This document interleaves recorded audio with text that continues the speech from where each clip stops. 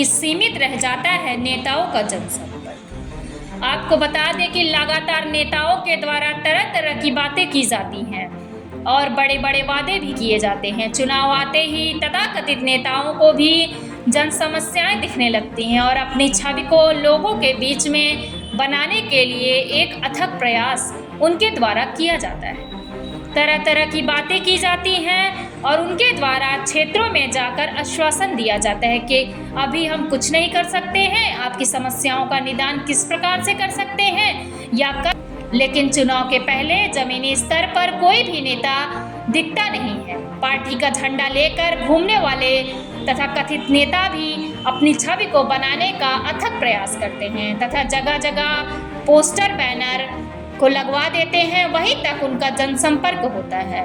तथा जब चुनाव का समय आता है तो तभी जनता की समस्याएं दिखने लगती हैं और उनके बीच में जाने का प्रयास करते हैं, लोगों के मन में जगह बनाने के प्रयास करते हैं।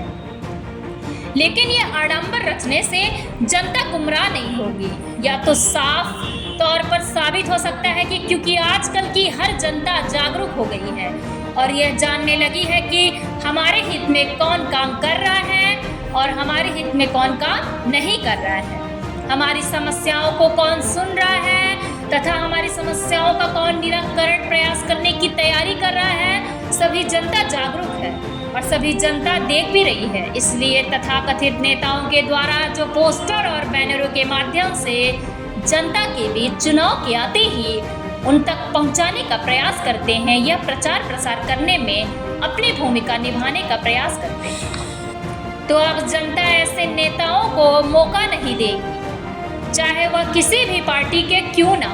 जब जनता की मूलभूत समस्याओं को निराकरण करने का प्रयास किया जाएगा, जनता के बीच में जाया जाएगा, तभी जनता भी मौका दे सकती है। अब ऐसे में सवाल यह है कि कितने क्षेत्रीय नेता जनता के बीच जाकर उनकी समस्याओं का सुनने का प्रयास करते हैं या उनकी समस्याओं का निराकरण करने का प्रयास करते हैं। अब देखना यह होगा कि लोकसभा का चुनाव महज कुछ महीनों में ही होने वाला है। अब ऐसे में कौन क्षेत्रीय नेता सामने आकर के जनता के मुद्दों को उठाते हैं, यह तो अपने आप में एक बड़ा सवाल है।